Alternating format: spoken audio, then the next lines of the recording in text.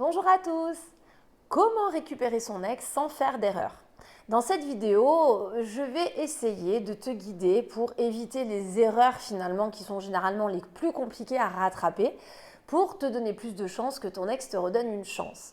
Bien évidemment, je sais combien c'est difficile dans un moment comme celui-là de faire preuve de lucidité, de garder toute son objectivité également. C'est pour ça que je vais essayer de te guider pas à pas pour que tu comprennes aussi les conseils que je vais te proposer de suivre et que tu puisses donc te les approprier et t'aider donc à finalement mettre les chances de ton côté. Alors avant de commencer, en complément de cette vidéo, volontairement, je t'ai laissé avoir accès à un mail dans lequel je te mets 14 interdits à ne pas faire, donc c'est une vraie checklist. Tu imagines bien que je t'ai pas mis des interdits par hasard, hein. Je n'ai pas choisi les plus simples. J'ai pris ceux qui peuvent être des fois un petit peu fourbes, auxquels tu ne vas pas penser. Voilà, c'est une checklist que j'ai réussi à faire grâce à tous les coachings que j'ai au quotidien. Donc voilà, je t'en fais profiter. Donc n'hésite pas. Une fois que tu auras terminé cette vidéo, très simple, il suffira d'aller en dessous de la description de la vidéo, de cliquer sur le lien pour y accéder. Tu vas voir, c'est une vraie feuille de route dans ta reconquête amoureuse. Si toutefois tu me découvres aujourd'hui pour la première fois, je suis donc Christelle Lepage, je suis spécialisée en dynamique amoureuse, experte en reconquête amoureuse. Je tente sur ma chaîne de donner un maximum de conseils pour faire en sorte de sauver des couples. Il y a beaucoup de personnes qui se séparent et qui pourtant sont en mesure ensuite de se réconcilier, de redonner une chance à leur partenaire. Certes, ça ne se passe pas comme ça pour tout le monde. Il y a aussi des reconquêtes amoureuses qui ne réussissent pas, il faut le dire. Mais il y en a en tout cas suffisamment qui fonctionnent pour tenter ta chance si aujourd'hui tu es convaincu que tu es en mesure de rendre à nouveau heureux ton ex, si tu es aligné avec les reproches qui t'ont été faits. Et si donc tu es capable peut-être de travailler sur toi pour donner une meilleure version de toi-même. Je ne répéterai jamais assez, on ne change pas pour les autres, hein, on change d'abord pour soi, mais peut-être qu'en effet, il aura fallu cet électrochoc de la rupture pour que tu prennes conscience de choses que ton ex t'avait peut-être déjà reprochées dans le passé et que tu aies l'envie aujourd'hui, la motivation de travailler dessus. Donc c'est pour ça que cette chaîne existe, c'est pour donner cette chance à ces gens-là qui se sentent concernés par ce que je viens de dire, de tenter finalement de repartir sur une meilleure base avec les personnes qu'en fait ils ont toujours aimées et d'obtenir donc une seconde chance. Raison pour laquelle, si ce n'est pas déjà fait, je t'invite fortement à t'abonner à ma chaîne. Tu peux aussi cliquer sur la petite cloche des notifications, ça c'est vraiment pratique. Ça va te permettre en fait d'être averti à chaque nouvelle sortie de vidéo et donc de ne louper aucun conseil à venir. Alors comment récupérer son ex sans faire d'erreur ? Donc, on va faire un petit peu de l'élimination. Je vais te parler de la première erreur que je te déconseille fortement, qui va être d'ignorer finalement les émotions de son ex. Moi, je le vois en coaching personnalisé. Quand je parle de ça, tout de suite, ça paraît un petit peu énorme. Ça paraît évident finalement, alors que non, vous êtes bien trop nombreux à ignorer les émotions de vos ex. Ça veut dire quoi ? C'est le fait d'être centré tellement sur ta douleur, sur ton manque, sur ta peur de perdre ton ex. Alors quand je dis peur de perdre ton ex, tu l'as déjà perdu, mais la peur d'imaginer que ce soit irrévocable, que ton ex puisse rencontrer par exemple quelqu'un d'autre, voilà, que ça va souvent t'amener à finalement n'être centré que sur tes besoins, tes envies, ce que tu auras envie de dire à ton ex, en occultant complètement les sentiments, les émotions de ton ex.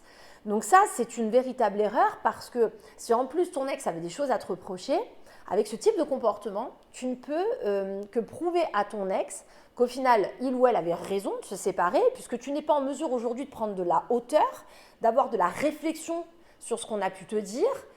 Visiblement, tu n'es axé que sur ton nombril. Alors, ce n'est pas un reproche, hein. J'en fais mon métier, je le vois tous les jours, c'est normal, c'est ta douleur qui t'amène à ça. Mais dis quoi, ton ex aujourd'hui, il n'est pas thérapeute, il n'est pas coach sentimental, il s'en fiche bien pas mal. Ton ex est plutôt dans la posture de quelqu'un qui a envie d'être heureux à nouveau, s'est séparé pensant ne pas l'être à tes côtés et donc n'est pas là pour entendre finalement tes plaintes, ta souffrance aussi, même si ça peut te paraître égoïste.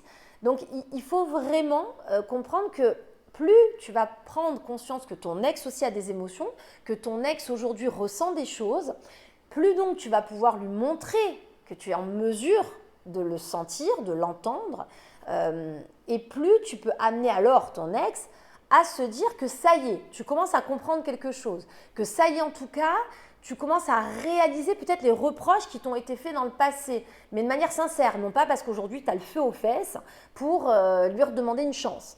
Donc c'est vraiment important aujourd'hui de faire attention, de peut-être prendre de la hauteur sur tout ce qui vient de t'arriver personnellement et de commencer à essayer de réfléchir en te mettant finalement à la place de ton ex, ce que j'appelle donc l'empathie, faire preuve d'empathie parce que ce sont vraiment des passages qui peuvent te faire gagner un temps de fou dans ta reconquête amoureuse. Je le vois dans mes coachings personnalisés. J'ai beaucoup de gens qui sont bloqués quand ils vont me contacter, mais parce qu'en fait, ils n'ont jamais su faire preuve d'empathie. Donc, ils donnent la sensation à l'ex qu'ils travaillent sur eux, qu'ils mettent des choses en place, qu'ils ont compris leurs erreurs, mais ça manque d'empathie. On sent que mon coaché, par exemple, n'a jamais été en mesure de donner l'impression à son ex qu'il avait vraiment ressenti tout ce qu'il avait vécu, qu'il était en mesure de ressentir aujourd'hui aussi que l'ex avait peut-être besoin un peu d'espace, qu'il était en mesure de ressentir aussi que l'ex aujourd'hui était un peu refroidi de tout ce qui s'était produit. Voilà, on se rend compte que ça, c'est un petit peu occulté. Alors que non, c'est une vraie étape, j'ai envie de dire indispensable aujourd'hui si tu veux regagner du terrain par rapport à ton ex. Ensuite, la deuxième erreur qui va aller un peu de pair avec la première, c'est le fait malheureusement de chercher finalement à accuser son ex pour ne pas prendre ses responsabilités. Donc, j'ai eu des cas de figure en coaching, mais coach aussi, de personnes qui réellement, premier rendez-vous, vont commencer à câbler l'ex en nous expliquant que c'est de la faute de l'ex, il en est là, que c'est du n'importe quoi, que ceci, que cela. Donc la personne va nous expliquer qu'elle n'est pas du tout d'accord avec la décision et que même les reproches sont extravagants, pour ne pas dire extrapolés. Et à ce moment-là, même nous, y a quand même une éthique à avoir en tant que professionnel. On va expliquer à la personne qu'on ne va pas pouvoir l'aider. Pourquoi ? Parce que si aujourd'hui tu es là à accabler ton ex et que tu n'es que finalement dans cette phase et que tu as du mal à accepter tes torts, peut-être que tu as raison, peut-être que tu n'as pas de tort à accepter après tout, tu connais ton histoire mieux que les autres, mais dans ces cas-là, tu n'as pas de reconquête amoureuse à lancer alors. Il faut comprendre que si on n'est pas d'accord avec des reproches qui nous ont été faits, il va falloir faire attention. Pourquoi changer dans ce cas-là ? On ne peut pas changer pour faire plaisir. On change parce qu'on a un intérêt aussi à le faire pour nous personnellement. Donc, dans la logique des choses, si ta reconquête aujourd'hui est sereine, saine, on va le dire plutôt comme ça, il va falloir comprendre que tu ne peux pas envisager de constamment accabler ton ex en poussant toutes les responsabilités sur son dos en fait. Parce que ta reconquête amoureuse ne pourra pas fonctionner si tu vas dans ce sens. Je ne suis pas en train de dire donc que tu dois accepter la totalité des reproches qui t'ont été faits parce qu'on est deux dans une relation. Il y a aussi des fois des actions de ton ex qui te poussent aussi peut-être à avoir des comportements qui ne sont pas forcément adéquats, certes, mais il faut quand même prendre un peu de recul et voir si en effet ton ex a quand même raison sur des choses, si par exemple tu as été quelqu'un de négligent, si tu as été quelqu'un de peut-être pas assez présent, peut-être trop égoïste ou pas assez investi dans leur relation. Bref, voilà, il faut voir si tu tombes d'accord avec ça. Donc c'est pour ça que c'est important aujourd'hui, même si tu es en colère par rapport à cette souffrance, même si tu trouves injuste que ton ex soit parti, parce que toi tu l'aimes et que tu sens capable de le ou la rendre heureuse à nouveau, il va falloir l'accabler en fait. Il va falloir prendre du recul par rapport à ça, parce qu'aujourd'hui la réalité c'est que c'est toi qui vas devoir travailler sur toi, donc il faut que tu tombes d'accord avec ça.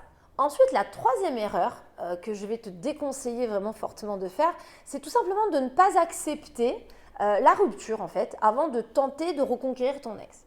Donc là, c'est souvent, je le vois en coaching, assez paradoxal et difficile à comprendre, donc je vais prendre le temps de l'expliquer. Accepter une rupture ne veut pas dire lâcher l'opportunité que son ex nous redonne une chance. Accepter une rupture, c'est accepter que la relation passée n'était plus en mesure de convenir finalement à personne. Si on en est là aujourd'hui, si l'ex décide de rompre, c'est que donc l'ex témoigne que ça n'allait plus dans votre relation sentimentale. Donc accepter une rupture, c'est un petit peu parler de ce qu'on vient d'évoquer, c'est aussi de prendre conscience du coup de tout ce qui n'allait pas, de tomber d'accord avec ça, et donc de se dire en effet, cette histoire d'amour telle qu'elle était ne pouvait plus fonctionner. Donc je ne peux qu'accepter cette rupture. En imaginant que donc si on se redonnait une chance, la relation à venir sera forcément différente. Donc il n'y a pas finalement de difficulté à accepter la rupture actuelle. Ce n'est pas parce qu'on accepte une rupture sentimentale que ça veut dire qu'on n'est pas en mesure d'espérer, de faire en sorte en tout cas que notre ex nous redonne une chance par la suite. Pourquoi? Parce qu'on vise une nouvelle relation sentimentale. D'ailleurs, souvent les ex ont du mal à comprendre ça également. Un ex, souvent au début, va se dire si j'ouvre une porte, je vais repartir dans ce que j'ai vécu auparavant avec mon ex et j'en veux plus. Et c'est pas faux, ton ex a raison. Mais c'est pour ça que tout ce travail de reconquête est basé aussi sur ce besoin de mettre des choses en place concernant ton développement personnel, sur le fait de vraiment montrer une nouvelle image de toi en corrigeant les défauts qui n'allaient pas pour projeter ton ex sur une relation qui va être normalement tout à fait différente du coup, puisque tu es censé changer d'une certaine façon lui aussi, parce que tu as affaire à un ex qui, il ou elle, a pu donc se rendre compte qu'il ou elle ne voulait plus de tout ça.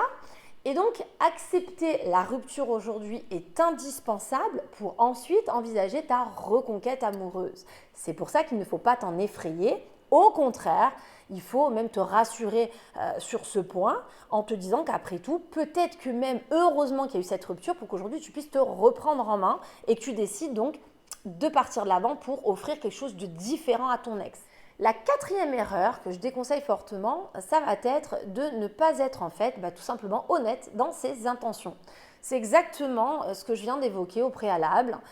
Si demain tu commences à vouloir vendre du rêve à ton ex parce que tu n'as qu'une envie finalement, c'est qu'il te redonne une chance, mais que dans le fond, tu n'es pas complètement motivé à mettre certaines choses en place, ou comme j'en ai eu en coaching, j'en ai pas souvent, heureusement, j'ai souvent des gens quand même assez honnêtes dans leur démarche, compris des vrais gifles avec les ruptures amoureuses, mais j'en ai qui ne se gênent pas pour me dire lors d'un premier contact, oui bon, alors après je sais que voilà, elle voudrait que je sois comme ça, comme ça, comme ça, bon voilà, donc là je lui ai dit que j'allais être comme ça, mais enfin bon, après il est évident que je vais pas arrêter la pêche, ni arrêter le bateau, j'adore ça, c'est ma passion, mais bon, je vais freiner un peu quoi, le temps que voilà, on se rabiboche. Ouais, là j'ai envie de dire c'est une catastrophe. D'ailleurs quand j'entends ça tout de suite, j'explique à la personne que va peut-être falloir accepter que finalement l'ex n'est pas la personne qui lui correspond. Si sa passion c'était la pêche et qu'aujourd'hui c'est quelqu'un qui n'a pas envie d'arrêter la pêche, pourquoi persévérer avec cette personne-là? C'est peut-être que finalement l'ex avait raison de partir. Donc là c'est un peu la même chose, c'est dire qu'aujourd'hui tu dois être vraiment honnête avec tes intentions. Si aujourd'hui tu vends à ton ex que tu es d'accord sur le fait que peut-être tu t'occupais pas assez des enfants, ça veut dire que si aujourd'hui tu es en mesure de retourner dans sa vie, il va falloir t'en occuper différemment des enfants. Voilà, si tu avais affaire à quelqu'un qui te reprochait de manquer d'esprit d'initiative dans votre relation, tu ne peux pas retourner aujourd'hui dans cette relation en manquant d'investissement. Donc c'est ça qui est très important, c'est de comprendre qu'il faut impérativement que tu sois aligné en fait avec les progrès que tu souhaites faire, avec l'image que tu veux renvoyer, donc avec tes intentions. En plus, je ne le répéterai jamais assez, de toute façon, ça se ressent. Quelqu'un qui n'est pas honnête dans sa démarche, non seulement l'ex le voit, mais il y a autre chose aussi, c'est que vous ne tenez pas dans la longueur. Vous essoufflez très vite, au moindre refus, vous pétez des plombs, vous énervez contre les ex en ne comprenant pas que l'ex ne se rende pas compte de vos efforts, alors que généralement, quand vous êtes vraiment d'accord avec ce qui vous est reproché, j'ai des gens beaucoup plus rationnels, beaucoup plus posés, en coaching et qui m'explique que bon, c'est dur, se rendre compte que l'ex ne se rend pas vraiment compte des efforts tout de suite, mais que c'est un peu le prix à payer finalement parce qu'il y a eu tellement d'années avec des ratés qu'aujourd'hui, il ou elle se rend bien compte qu'il va falloir un petit peu ramer pour arriver à prouver à l'ex finalement que les changements sont sincères et profonds. Enfin, la cinquième erreur que je déconseille fortement, forcément, c'est d'essayer de manipuler l'autre en fait pour obtenir ce que l'on veut. Alors ça, là encore en coaching, quand je parle de ça, souvent c'est « Ah non, mais jamais de la vie, moi je fais pas ça ». Sauf que souvent, vous ne vous en rendez pas compte. C'est-à-dire que tu vas avoir des comportements parfois qui peuvent amener à culpabiliser ton ex. Et c'est pas fait volontairement, mais un peu quand même. Des plaintes, des façons de véhiculer l'image de quelqu'un qui va pas très bien. Pour essayer d'apitoyer ton ex sur toi. J'en ai d'autres aussi qui ont besoin de faire valoir tout ce qu'ils ont pu faire pendant la relation pour montrer à l'ex quand même que aujourd'hui, lui redonner une chance quand même, ça se vaut quoi. Ce serait pas volé. J'ai d'autres personnes aussi qui parfois se servent un petit peu des enfants au milieu. Vont beaucoup parler de la tristesse des enfants, vont ne pas hésiter à expliquer à l'ex que l'enfant a rapporté le soir durant son absence et lui montrer donc combien les enfants souffrent de cette rupture. Donc ça, c'est assez délicat parce que déjà, on va faire simple. Je ne te souhaite pas que demain ton ex revienne juste par culpabilité ou parce que tu le manipules. Je te souhaite, et vraiment sincèrement, que ton ex te redonne une chance parce que ton ex a réussi à comprendre que tu es en mesure de le ou la rendre heureux ou heureuse à nouveau. Pour moi, un ex ne doit pas revenir parce qu'il veut faire plaisir aux enfants. Un ex ne doit pas revenir parce qu'il se sent redevable. Voilà, un ex doit revenir parce qu'il réalise vraiment qu'il y a encore quelque chose à faire finalement dans la relation. Donc c'est pour ça qu'il faut faire attention aussi de ne pas chercher des fois à aller appuyer un petit peu sur des points ou chercher à attraper des perches qui sont bancales, tout simplement, parce que de toute façon, faire revenir un ex sur de la culpabilité ou sur de la peur de faire de la peine aux enfants, comme j'expliquais, ça ne tient pas. Dans la durée, ça ne tient pas, voilà, ça va être éphémère. Donc c'est pour ça qu'il faut faire attention à ça et il vaut mieux se battre finalement sur des raisons, des motivations beaucoup plus saines que celles-là. Je te rappelle qu'en complément de cette vidéo, volontairement, je t'ai laissé avoir accès à un mail dans lequel je te donne une checklist de 14 interdits. Tu vois, c'est très complémentaire avec ce que j'ai fait aujourd'hui. Ça va te permettre d'avoir un vrai guide, une feuille de route finalement dans les moments où justement tu manques d'objectivité. Donc pour y accéder, il te suffit de cliquer sur le lien que j'ai laissé en dessous de la description de cette vidéo.